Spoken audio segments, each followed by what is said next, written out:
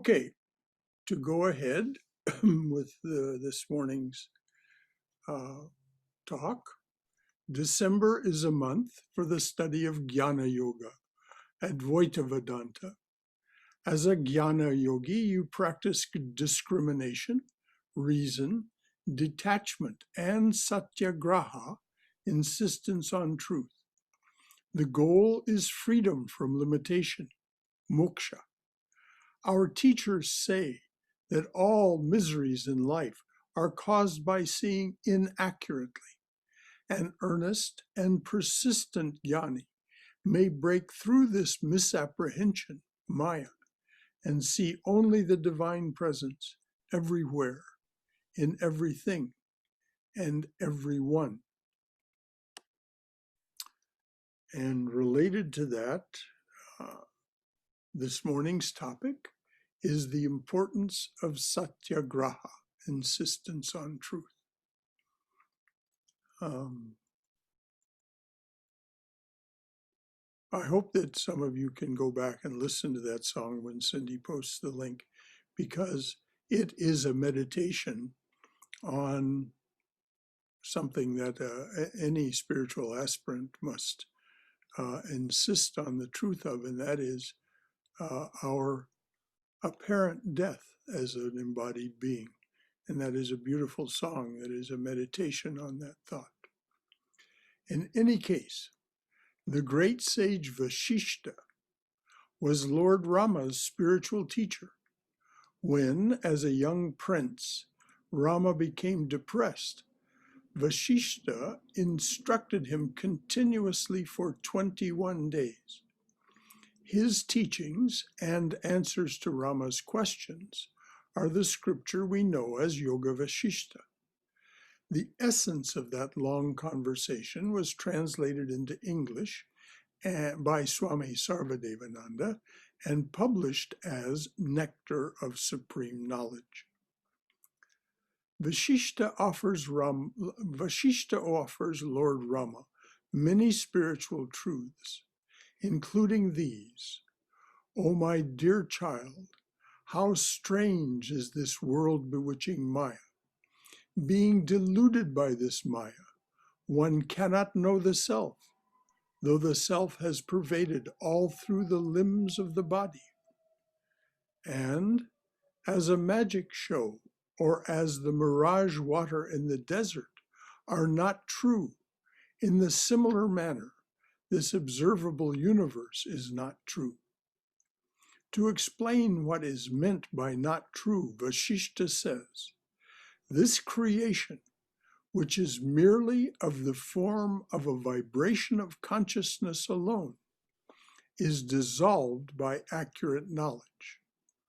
That's from chapter 2 of Nectar of Supreme Knowledge, the unreal nature of the universe.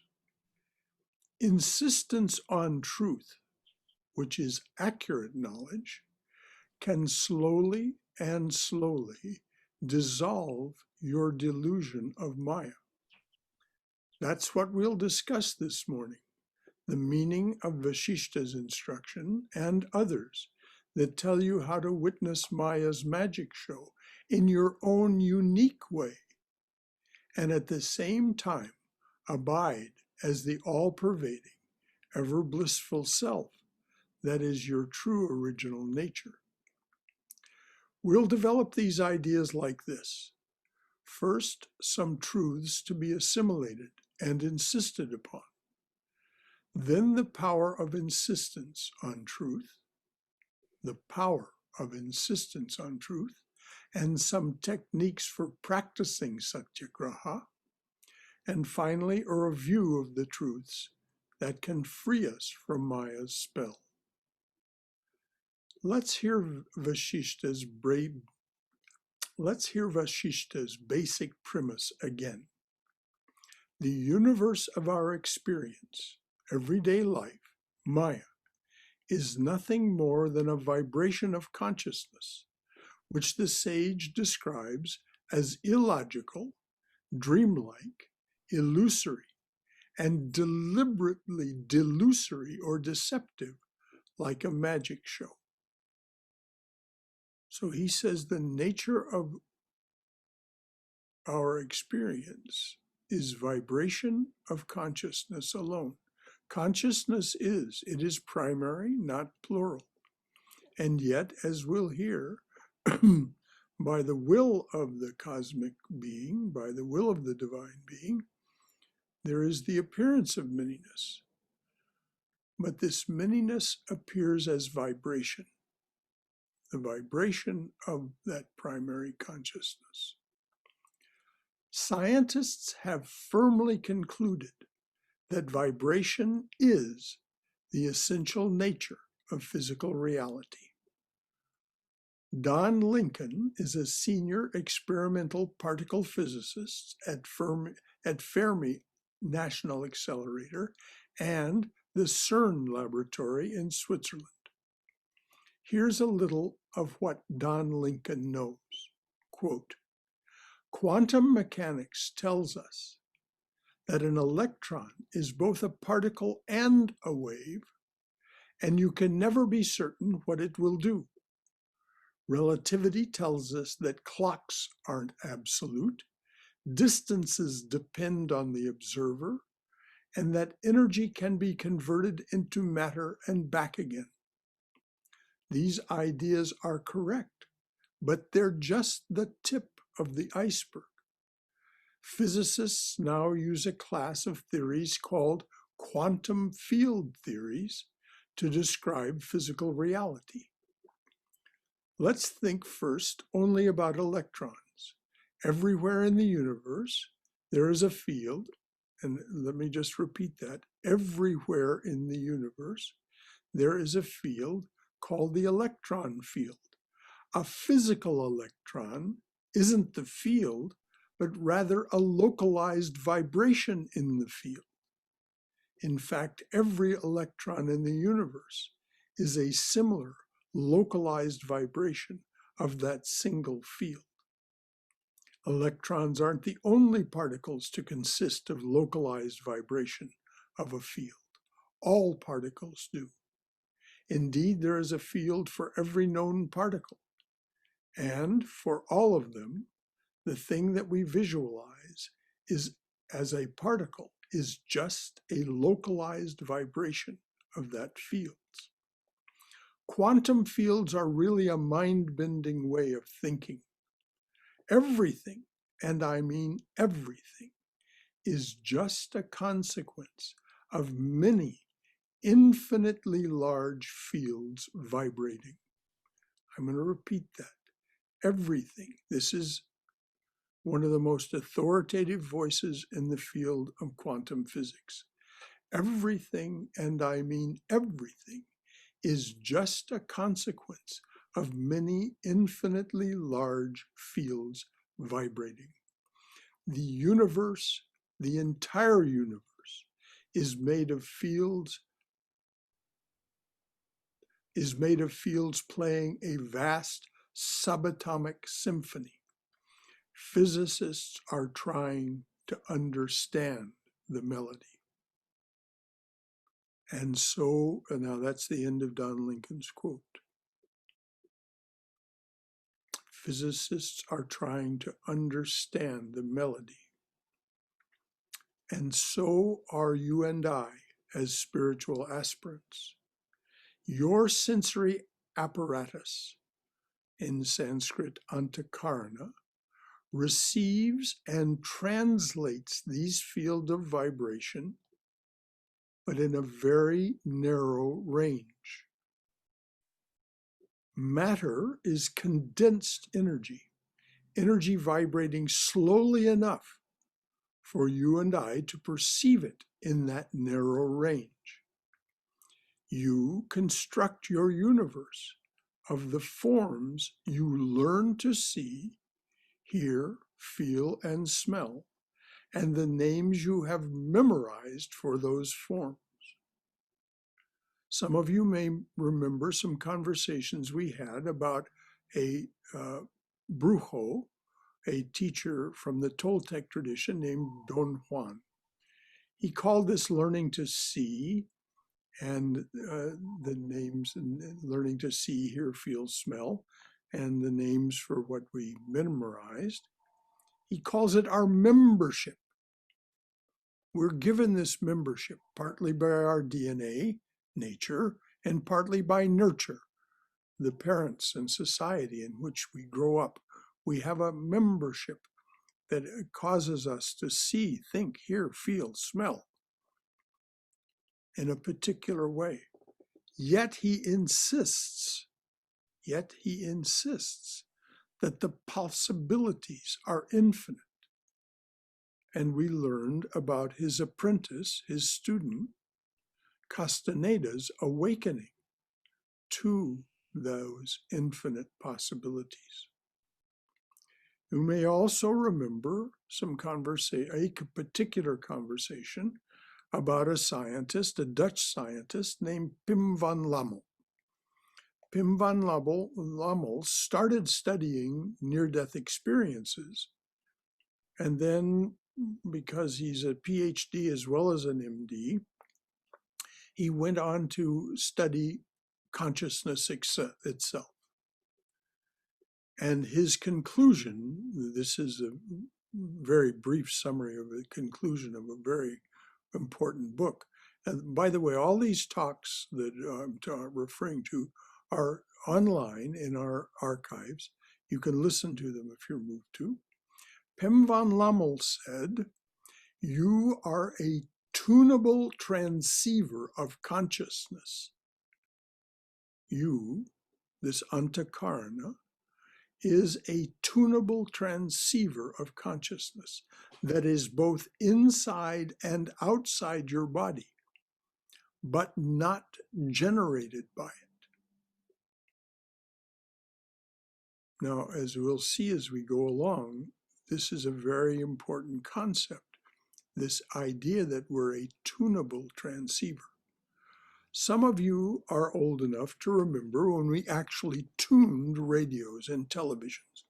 There was a dial, you turned the dial, and what was static a moment ago became a signal, and then as you fine-tuned the signal, it became clear, because that signal was now powerful enough to overcome the background radiation, what we called static, and be strong enough for your receiver. There was a transmitter transmitting the signal. There was a receiver. You tuned the receiver to that signal accurately, and you received it. This is what we're doing constantly. It's very demanding. It's one of the reasons we need sleep at night. But it is a fact that that's what we're doing constantly. You'll hear more about this as we go along. You also may remember that I've spoken a number of times and did a couple of talks specifically about another PhD by the name of Jill Bolte Taylor.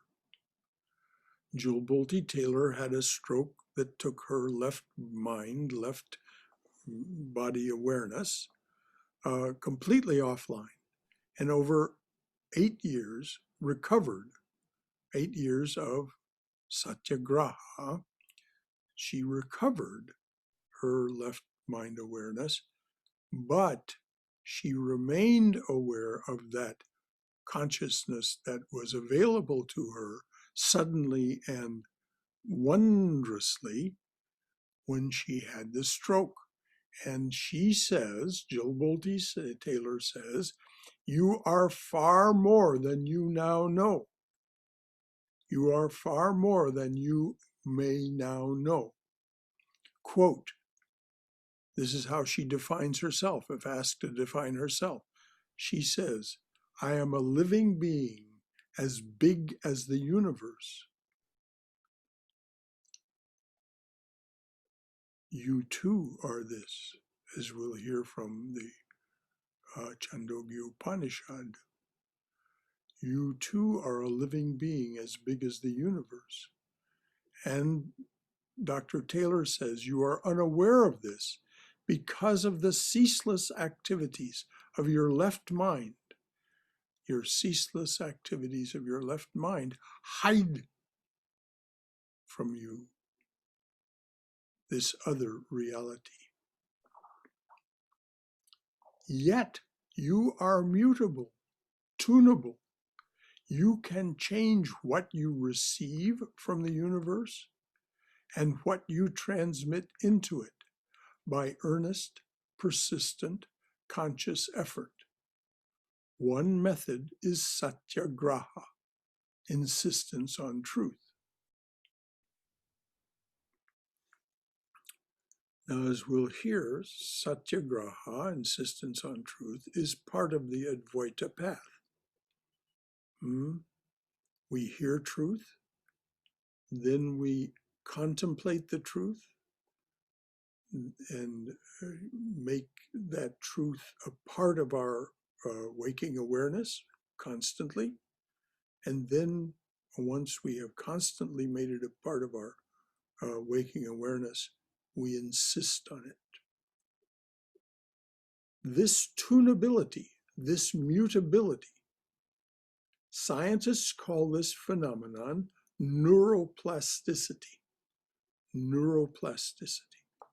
Listen to this from Marie Pasinski. Marie Pasinski, she's an MD, a doctor, but her specialty, as you'll see, is neurology. This is a quote from her. As a neurologist, I am biased, but what could be more important than understanding the potential of your most precious gift, your brain? Dr. Jill Bolte Taylor's recovery from her stroke is a testament to the power of neuroplasticity, our brain's remarkable ability to redesign itself. Through the miracle of neuroplasticity, you can, as Dr. Taylor inspires us, step to the right of your left brain and discover your true essence of joy and peace. Because that's what Dr. Taylor, Jill Bolte Taylor, discovered. She discovered herself as a living being as big as the universe, the essence of which is joy and peace.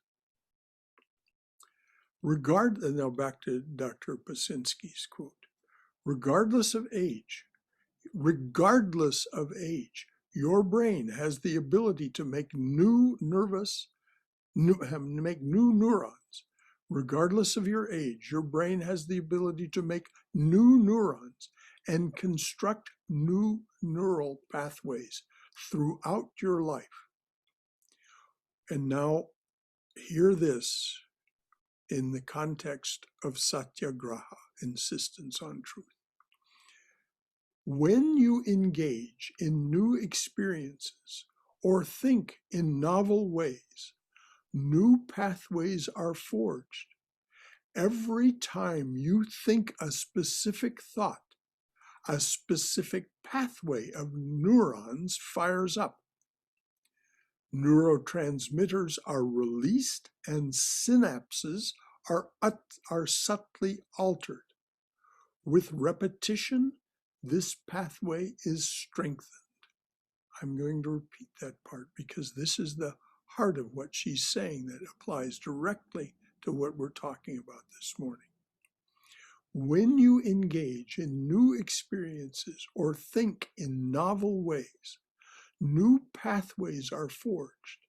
Every time you think a specific thought, a specific pathway of neurons fires up. Neurotransmitters are released and synapses are subtly altered. With repetition, this pathway is strengthened. Even as you hear this very sentence, your brain is changing. In this way, your brain's structure is a culmination of all the thoughts and experiences you have had up to this very moment. I'll come back to that in a second. your brain's structure is a culmination of all the thoughts and experiences you've had up to this moment. Continuing her quote, exciting research reveals that the way we use our brain and care for our brain can enhance its neuroplasticity. So when she says your brain structure is a culmination of the thoughts and experiences, of all the thoughts and experiences you've had up to this very moment, that exactly parallels what yoga psychology tells us. That you are all of the experiences you've ever had, not just in this lifetime, but all throughout your existence as any kind of embodied being.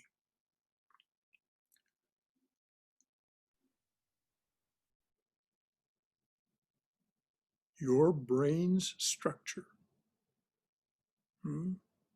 which is a phenomenon of the gunas and of your samskaras, and these combinations of samskaras that form habit patterns and actions called vasanas, all of that is a culmination of all the thoughts and experiences you've had up to this very moment. But her final sentence here, exciting research reveals that the way we use our brains and care for our brain, the exciting research reveals that the way we use our brain and care for our brain can enhance its neuroplasticity. She's talking about what we're calling Satyagraha. The rishis, fully realized yogis, knew all this. They called the phenomenon samadhi. Non-dualist sages spoke of this state, the non-dualist sages spoke of this state as the end result of shravana, manana, and nididhyasana. Shravana, hearing or reading. Manana, taking that into your mind, what you've heard or read, and assimilating it. Assimilating it means digesting it. Digesting it means comparing it with the truth that you are living, the way you now think, speak, and act, as compared with the truth that you've been taught. Ultimately, if you're sincere and persistent about this, you will see that the way you have been, though it's not wrong or bad, it is a lower truth. And if you wish to be free and happy, if you wish to break through the delusion of Maya, you will adopt as a way of being this higher truth. This is the form of meditation. Once you've made that resolution, then you practice nididhyasana. Nididhyasana is the non-dualist's way of meditation, and its primary feature is satyagraha, or insistence on the truth. Whenever something arises that doesn't agree with that truth, you, as Jesus said, pass it by, you ignore it, you show it indifference, you do not attach your attention to it. This is nididhyasana. Of course, the rishis described what they knew differently from modern science, according to the languages and cultures of which they were a part. As part of our review of the truths to be insisted upon, here are two examples from the Chandogya Upanishad. These are from Swami Sarvadevananda's introduction to his translation of the Upanishads called Breath of the Eternal. you want to find this and you have a copy, it's on page 99. This is from Swami Prabhavananda's translation from the Chandogya Upanishad. Brahman is all. From Brahman come appearances, sensations, desires, deeds. But all these are merely name and form. To know Brahman, one must experience the identity between him and the self, or Brahman, dwelling within the lotus of the heart. That is to say, Nirguna Brahman, that in which everything is based and arises, and that arising and its consequences, which is known as Saguna Brahman. That Saguna Brahman abides, as the Upanishad just said, as a being dwelling within the lotus of the heart, said to be blue and the size of your thumb. One must experience the identity between him and the self, or Brahman dwelling within the lotus of the heart. So you experience the identity of Nirguna Brahman and Saguna Brahman. Only by doing so can one escape from sorrow and death and become one with the subtle essence beyond all knowledge. And this from Uddalaka's discourse to his son. This is on page 109 and 110 of Breath of the Eternal. So Uddalaka says to his son, in the beginning there was existence alone, one only without a second. He, the one, thought to himself, let me be many. He, the one, thought to himself, let me be many, let me grow forth. Thus, out of himself, he projected the universe, and having projected out of himself the universe, he entered into every being and everything. All that is has itself in him alone. He is the truth. He is the subtle essence of all. He is the self. And that, my son, that art thou.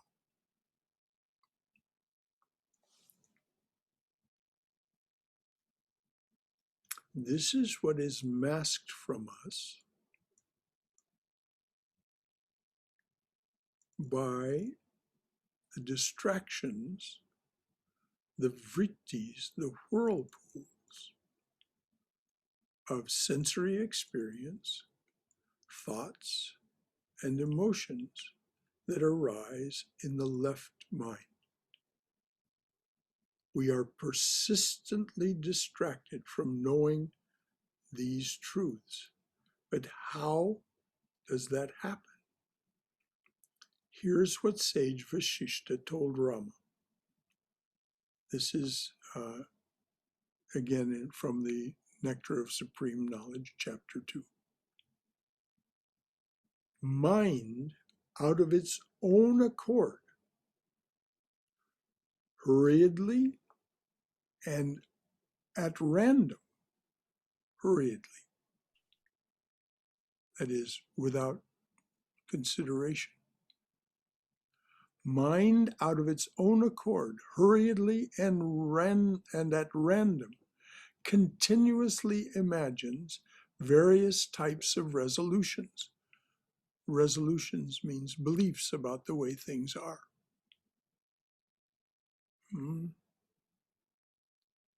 So this, what he's describing, is the influence of the gunas on the mind, hurriedly and at random.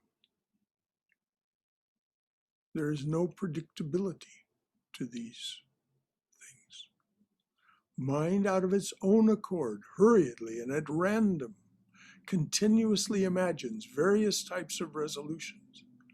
Out of these resolutions, this universe expands and manifests in the awakened state like a magic show. And then on page 78 of Nectar of Supreme Knowledge, like the reflection of trees on the bank of a lake, all visible objects are mere false reflections in the vast mirror of consciousness. This world picture is superimposed by Maya on one's essential consciousness, just as a painting is on the canvas.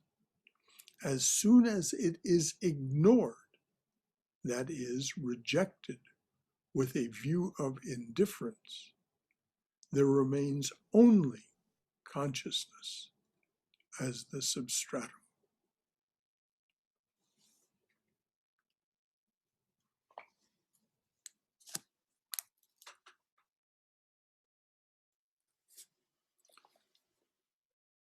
Now, there's a final word from Vivekananda, but before we go ahead with that, I think it would be good to see if there are any comments or questions that you have. As we study the art of spirituality together, we need this sharing from one another. We need to hear what your questions, your thoughts, your impressions.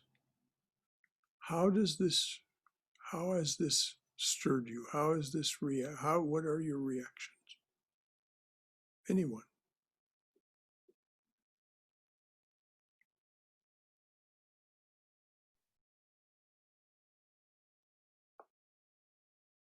Brother Shankara, this is Keith. Yes, Keith. I just wanted to drop a suggestion, and it's kind of is related to what you were talking about. Have you ever heard of the movie What the Bleep Do We Know? Yes.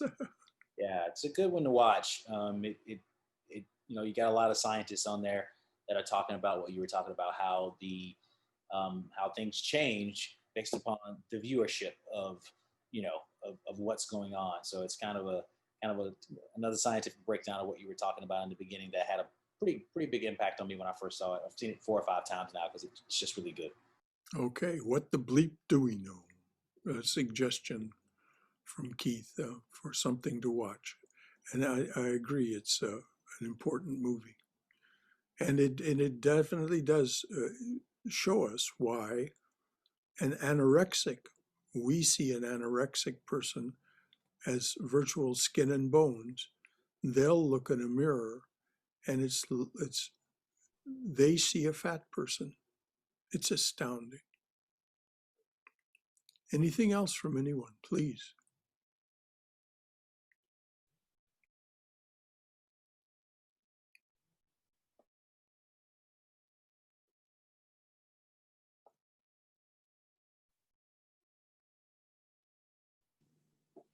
Brother Shankara. Yes. This is Jenny. Hello, Jenny. So good to hear from you. Oh, thank you. As I've told you, I've been watching The Crown, which is a series on Netflix about the Queen Elizabeth and the royal family. Mm-hmm. And the episode I watched yesterday concerned apartheid in South Africa. Mm-hmm. All of the countries in the then Commonwealth had signed a resolution imposing sanctions on South Africa to try to abolish apartheid, all except Great Britain itself. And this was during the time of Margaret Thatcher. And she was completely against this because her view was, completely conservative, invisible hand. It's all about economies, and trade was the most important thing. So the Queen was against this. She wanted the sanctions.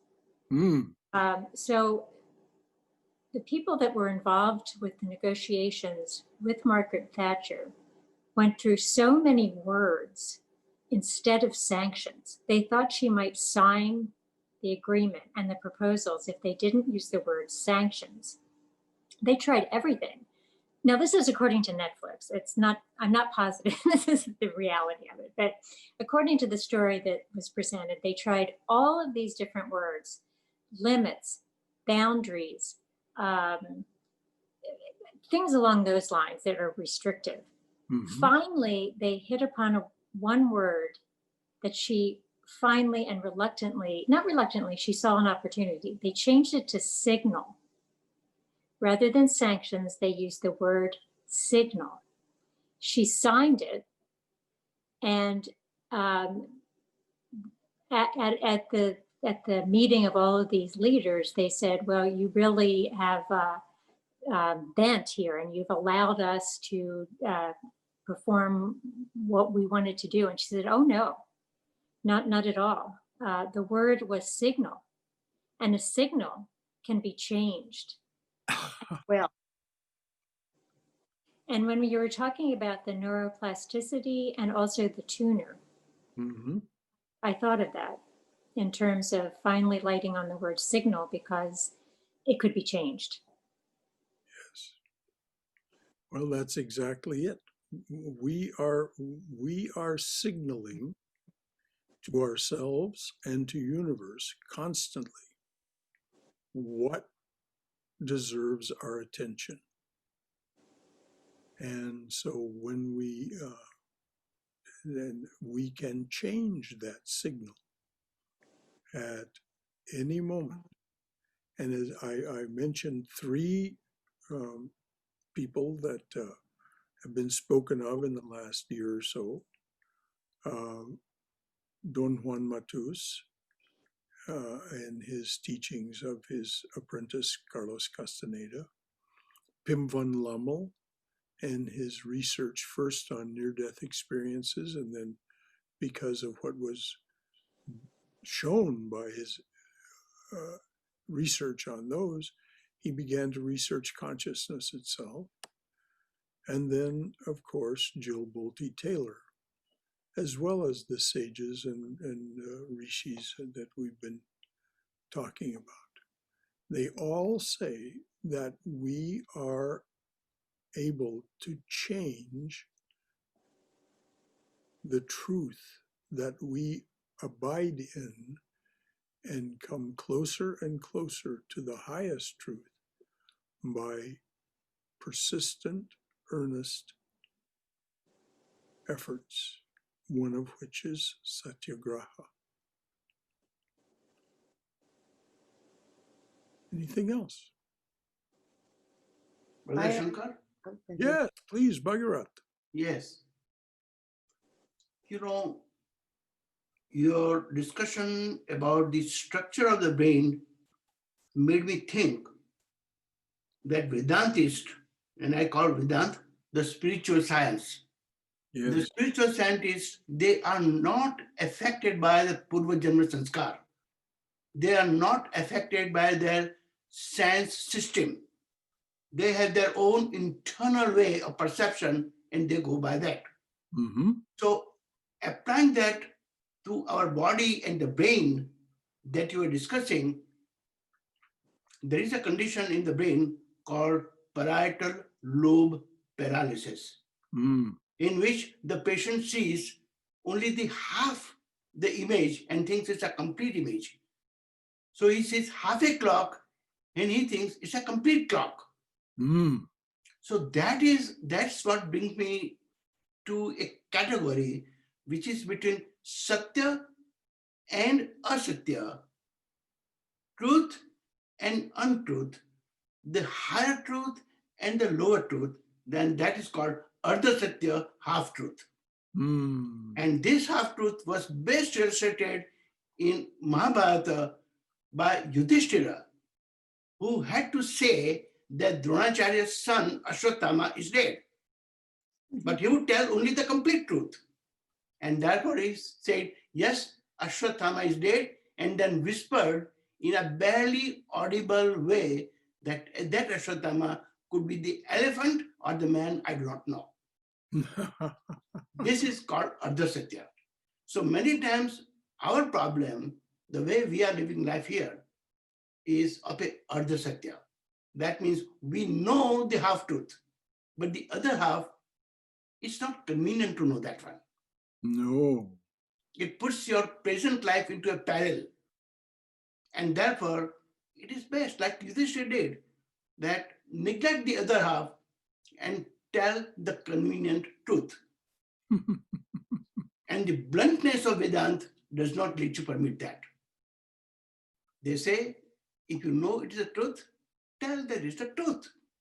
And it will not hurt you even in the long run.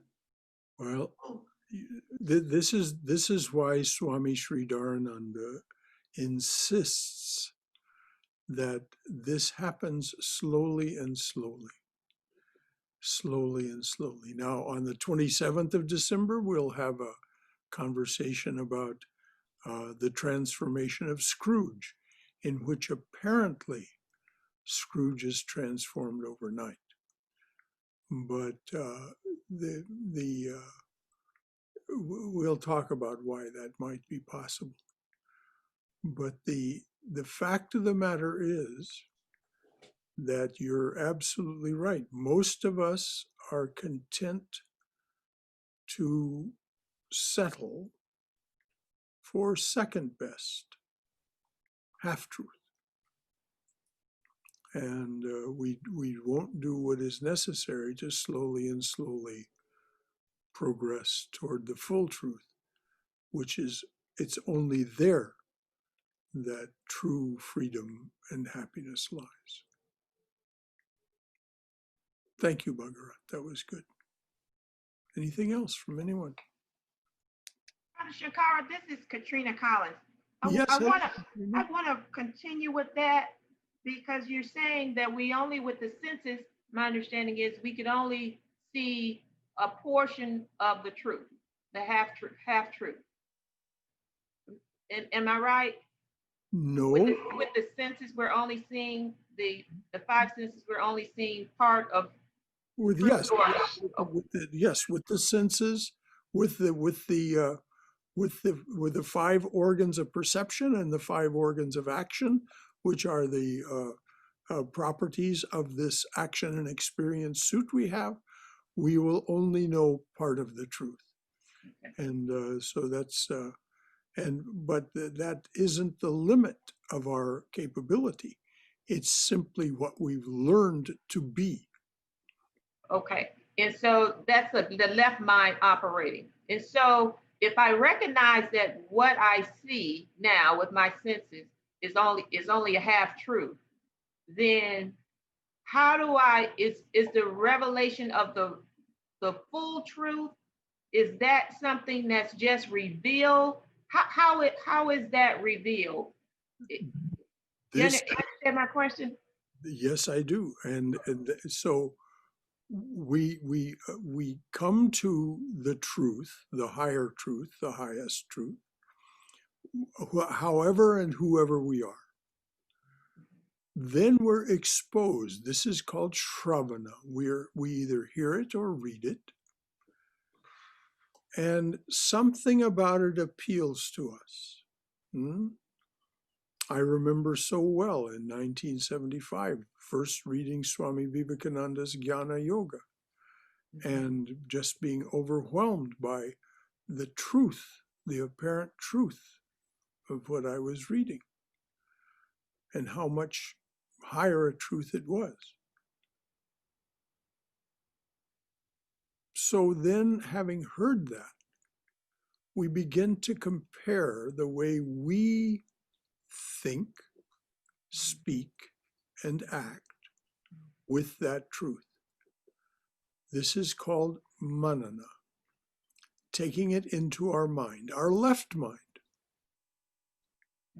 and using the mind to compare. What is this that I'm doing, and what does the truth say is a more fulfilling way of being and doing? Okay.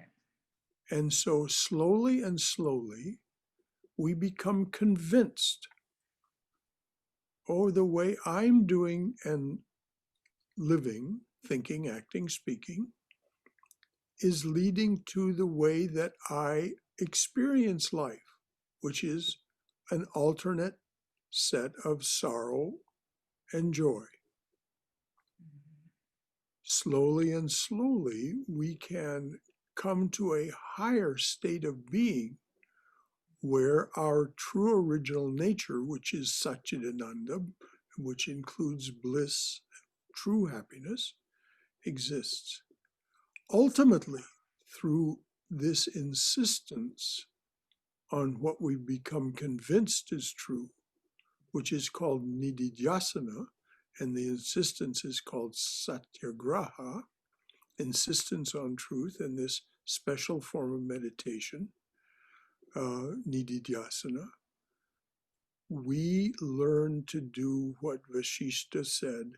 We learn to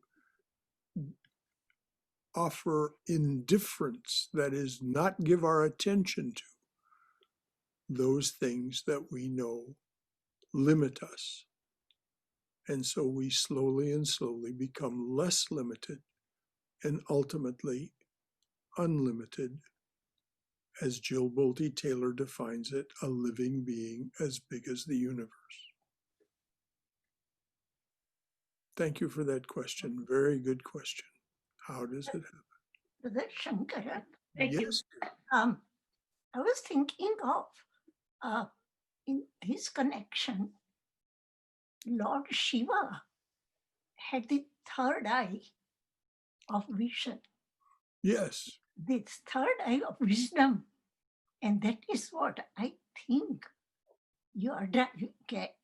That when you know the complete truth, it's altogether a different type of perception of the world.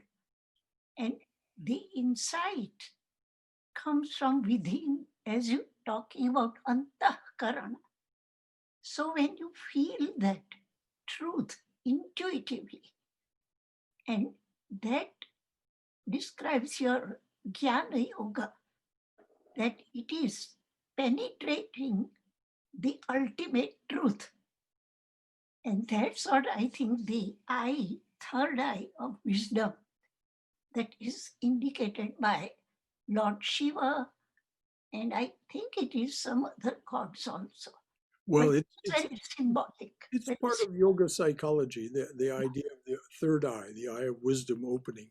When Yes. your awareness, Yes. your awareness is able to reach and hold itself for a time Yes. at the sixth spiritual plane. Right.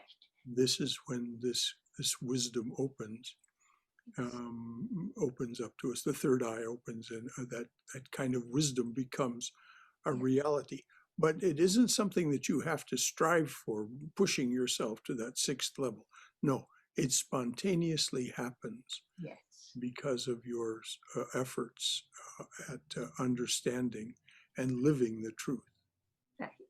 And as you said, it could happen by Shravana, Manana, and years of, moving in that direction of spiritual seeking. Yes, and it does take indeed years. Yes. It's not something, there are. So thank you, Uma, that's exactly right. Anything else from anyone? I was thinking of Satyagraha. Yes. And what it meant for Gandhiji, and Yes. how he really largely coined that term. And again, it began in South Africa, the struggle for freedom, because Gandhiji was an advocate there and saw the injustices perpetrated against Indians and Africans by the British. And so, I was just reminded of what he said about truth, which he says he called Satyagraha the love force. And that got me thinking about what Swamiji said about love and freedom, because he says love never comes until there's freedom. And so much of what we see going back to, the nerve currents and the images transmitted to us, what is it that we're seeing is we don't see through love. And so we don't really see through our eyes, we see with our brain, is the consensus that I think we just came to through your discourse. And if that part of the brain that is, or really, if we're not seeking truth through love and not seeking love through truth in turn, it seems that that image of whatever it is that we're seeking won't be clear. And it reminded me of what you said about the Hall of Mirrors last time. Mm-hmm. Exactly. We, as long as we are not persistent, then we'll fall back into our old habits of thinking, speaking, and acting. We must be persistent. Whatever path we take, whether it be the path of devotion, the path of action, the path of meditation and psychic control, or the path of philosophy, one or more or all of these, as Swamiji said, if we're not persistent, then progress will be very slow. The vector is always upward, we're told, but the progress will be slow unless we become intentional. Thank you, Divya. That's exactly right. And of course, love is the key, because where there is fear, there is no love. Where there is shame, there is no love. Where there is greed, there is no love. All of the things that are the impediments that are part of our selfishness, there cannot be love. And yet love is our essential nature. It just waits to be expressed. This is Jill Bolte Taylor's trumpeting message. It's just waiting for you behind the screen of your left mind. Learn to control your left mind. It is tunable. And she talks about what she learned and how she learned to control her left mind. And by God, this thing that it just perfectly tracks with Vasistha, what Vasistha said all those thousands of years ago. She presented indifference to all of those aspects of herself that had existed before, that she did not want to be part of her present self. She simply ignored those neural loops, didn't water those plants. And so they slowly and slowly, over a period of 8 years, wilted away, withered away. Anything else? This is Shankar? yes. Oh, sorry. It's No, like, let's have Bhagirath go first, and then you, Uma. okay. Okay, Yes. Brother Shankar, to further substantiate what Divyaji is telling, really the eyes are only the instrument to project into the brain, the back of the brain. And that's where we see. And therefore, many times we say, do you see what I'm saying? All right. That means that connection between the brain and our perception has been established unknowingly by the people who might not even have known science. But then that occipital lobe sends the impression to the previous sensory system sensitization, and it distorts the whole thing. Oh, yes. And therefore, depending upon what you have seen previously, heard previously, told previously, you distort the message which the image gave you. But on the other hand, if the occipital lobe straight connects with the ethereal space, then it's a different story. That's where the love comes. because the love doesn't go through the sensory system. It is beyond that. It's an ethereal thing. And therefore, when you see through the love, you can bypass all the sensory messages and see exactly the way it is meant to be seen. Which is you're so right, Bhagavad, which is exactly why we must all, to make any real progress, practice contemplation, concentration, and meditation. Because it's only then that we get a sense of what our waking awareness and our active subconscious actually contain, and why they're constantly whirlpooling us, why they're so constantly distracting us. Thank you, Bhagirath. Uma. Yes, yes. First, I will condone or support what Bhagirath said from Bhagavad Gita. Remember that sentence that Krishna says to Arjuna, Sapashyati, Sapashyati. One who sees, sees. So here, in two ways, the word see is used. One seeing with the naked eye, and the other seeing is seeing through what is happening. And when you see through or penetrate, then the truth speaks for itself. And when you say meditation and reflection, all these are wonderful, wonderful ways. Our forefathers and Vasistha and all our sages have given us that third eye vision, that when you focus and you concentrate, and sometimes you may just go over the same thing, but until you get into that practice of going into deep silence of your soul, until then, that thought doesn't come. And I love what you said, that when you remember, you spoke about neurons, new neurons, right? When you think differently, or when you think out of the box, or sort of with your inner wisdom and intuition.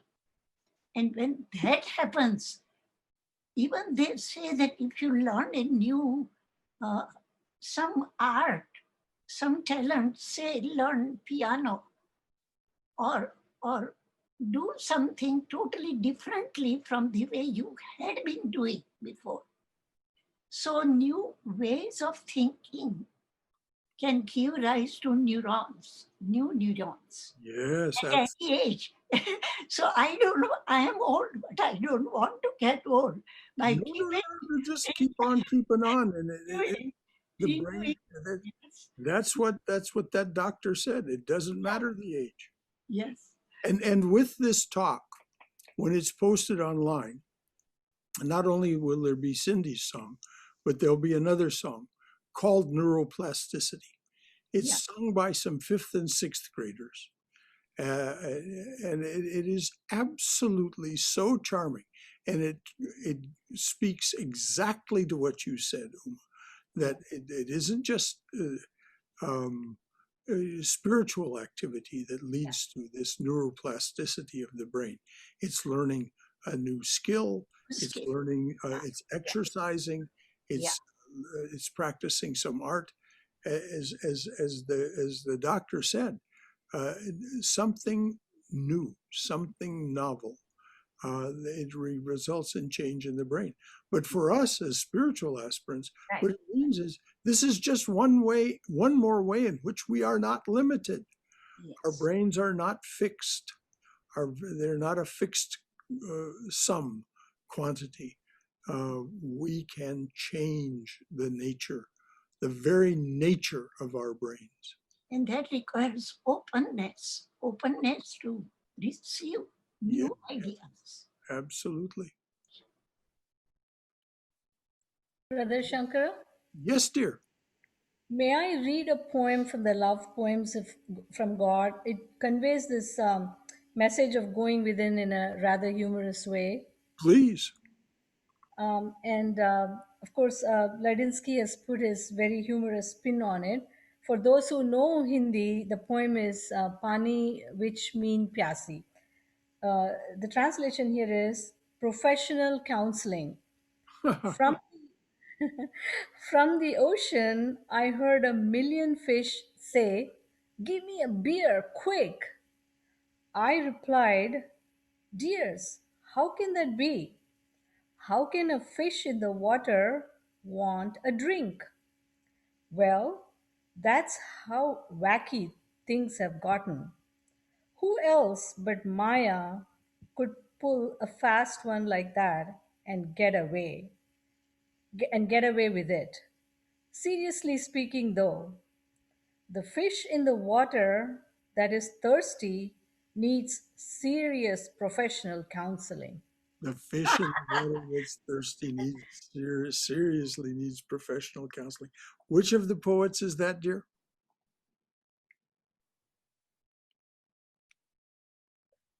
Oh, she muted herself. Okay. The title is Professional Counseling. By whom? Kabir. Kabir. Okay. Oh, that must be Kabir. Couldn't think if it was Kabir or Tukaram. Yeah, that's the in Hindi it starts with pani. Yeah. Pani mean pyasi. Yes. Okay. Thank you very much for that. That was, and it did give us a good laugh. Anything else that anyone would like to contribute?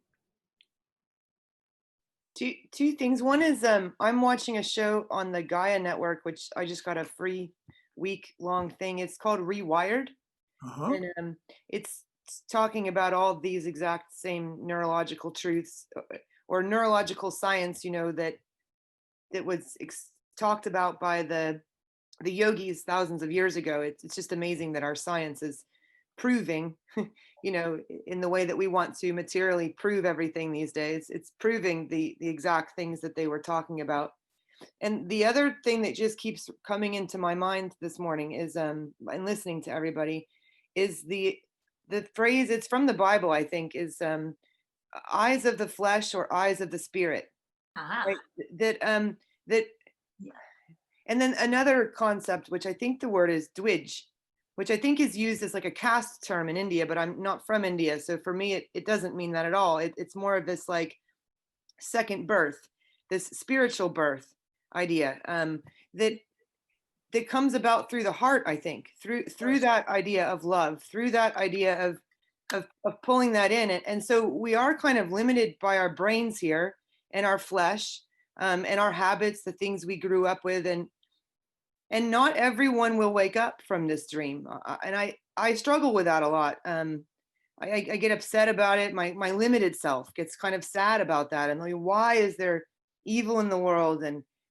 And somebody explained it to me once that it's kind of important for world maintenance. Like that just kind of is the way that it is on this world, so that few will be called, you know, some will answer, and then even fewer will make it all the way. But I do know from direct experience that, like you're saying, Brother Shankara, that slowly and slowly, I really like that. I'd never heard that before.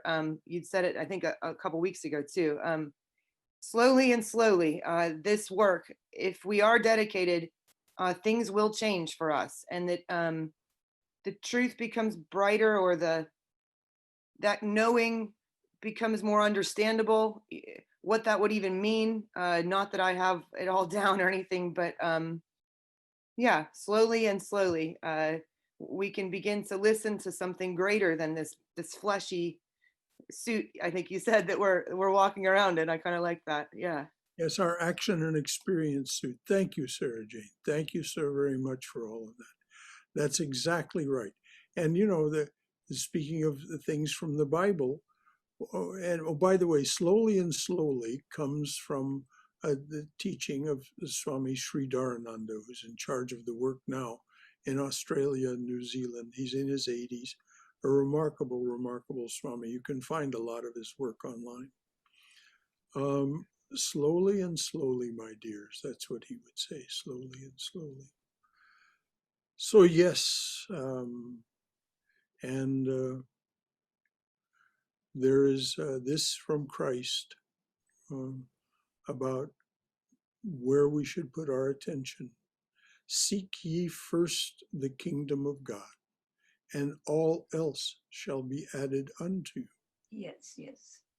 That so when we make this effort. So anything else from anyone? This is yes, Brother Shankara, in answer to Sarah's question about slowly and slowly, that's beautiful. But it is also said by Krishna to Arjun in Bhagavad Gita. Because when Arjuna is perplexed, Arjun says, Krishna, tell me, just don't go this way and that way. Tell me, give me one answer. Shall I meditate? Or shall I go by yoga path? Or shall I go by bhakti? Or what is what? So Krishna says, well, at that time, I forget the other half of the shloka, but he first says, Arjuna, shanaihi, shanaihi, little by little, slowly and gradually, the truth will come to you. So if you persist and don't hurry yourself, don't blame like, oh, I'm my limited self. But because that idea is percolating in your mind, someday it will happen. Someday it is bound to happen. That's what I wanted. Thank you, Uma. Well, I'm going to close with this from Swami Vivekananda. I said I would review at the end the truths that are important for us to insist upon if we are to open up in the direction that we want to toward freedom and happiness. If we remember that Swami Vivekananda had just had he had just been in the state of nirvikalpa samadhi just days before he said what I'm about to read. This is from the book Inspired Talks. And this was said. He had this realization of nirvikalpa samadhi in mid-June. And so this was spoken on Sunday morning, July 7th, 1895. Swami Vivekananda. Brahman is the same in two forms, changeable and unchangeable, expressed and unexpressed. Know that the knower and the known are one. The Trinity, the knower, the known, and knowing, is manifesting as this universe. That God the yogi sees in meditation, he sees through the power of his own self. What we call nature, fate, is simply God's will. So long as enjoyment is sought, bondage remains. Only imperfection can enjoy, because enjoyment is the fulfilling of desire. The human soul enjoys nature. The underlying reality of nature, soul and God, is Brahman. The underlying reality of nature, soul and God, is Brahman. But Brahman, is unseen.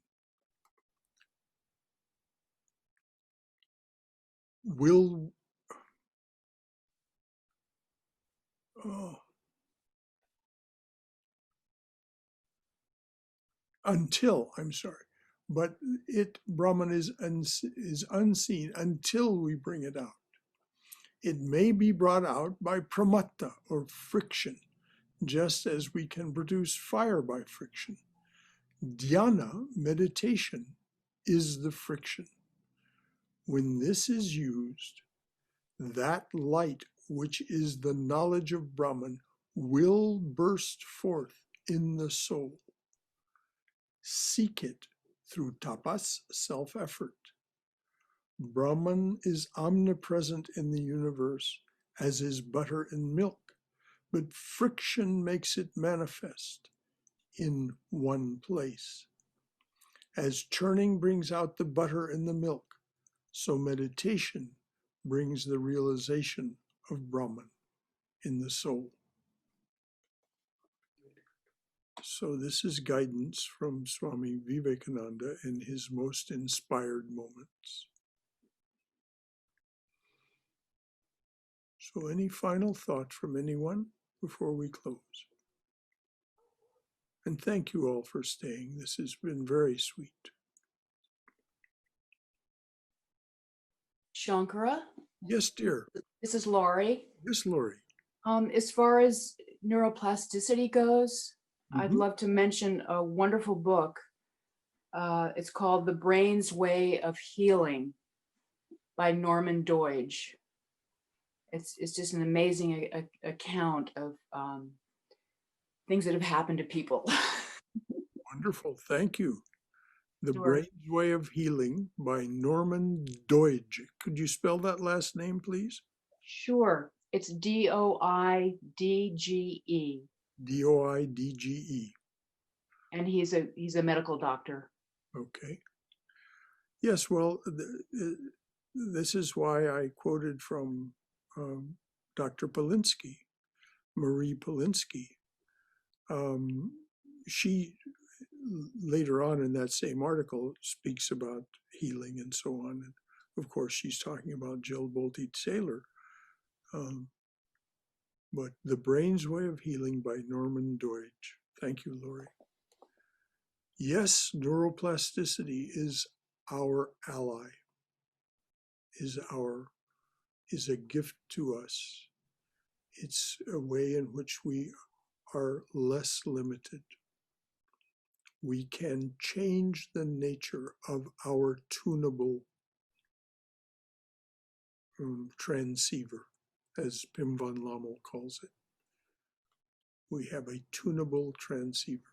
And this is exactly what Don Juan is talking about, what Jill Bolte Taylor is talking about, what Patanjali is talking about, the Upanishads, Krishna, Jesus. So, any final thought from anyone? All right, dears.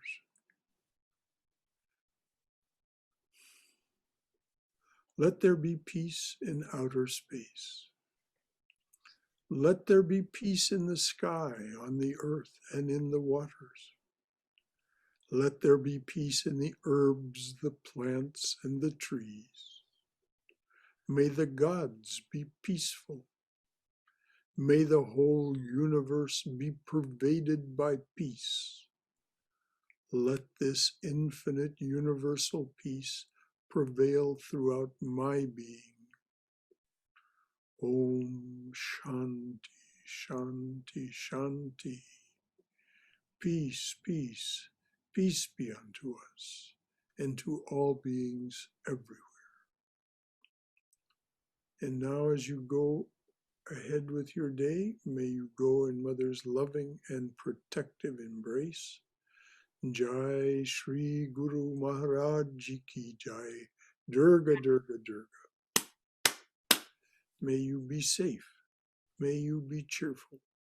May you be healthy. And may you have peace of mind. And may you as well, Brother Shankara. Brother. Much more. Thank you, everybody. Until any of you wish to join us tomorrow night. Tomorrow night that book that Swayam read from, Love Poems from God, that is part of our read. We read and discuss the poems from that book. It's really a remarkable book. It's the testimony of 12 saints from across the traditions, across the ages. Brother Shankara, is that Monday session also available on the link, Zoom link? Yes, it is. In the newsletter? Okay. It's in the newsletter. It's on the webpage. Okay. It's right there.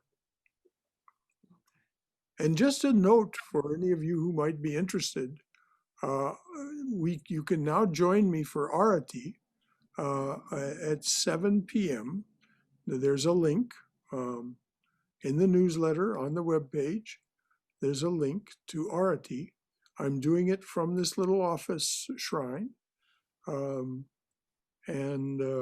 can, so it can be Zoomed. And so if you wish to join me at 7 p.m. On every evening except Sunday, Monday through Saturday, there are these. And the Arati part of it, by the way, lasts only 18 minutes. It isn't a big imposition on your time.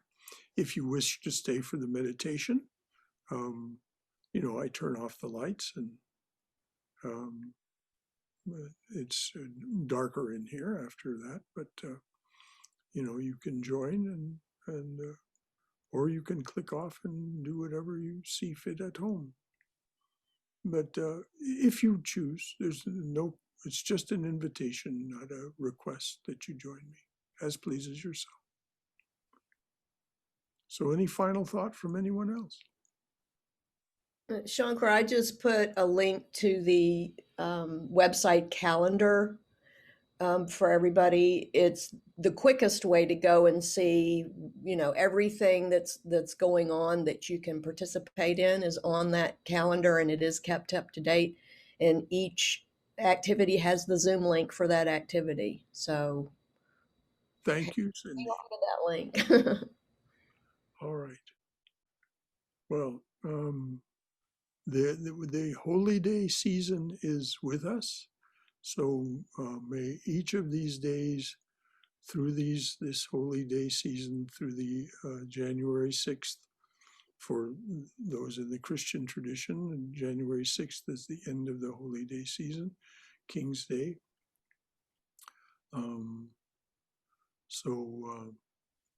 There are many, many reasons to celebrate the holiness of this season, not the least of which, of course, will be Mother's birthday celebration, Holy Mother's birthday celebration on January 3rd. And then, of course, our Christmas Eve service and Kalpataru Day observances on December 24th in the evening and January 1st in the afternoon. So goodbye, everyone. See you again soon.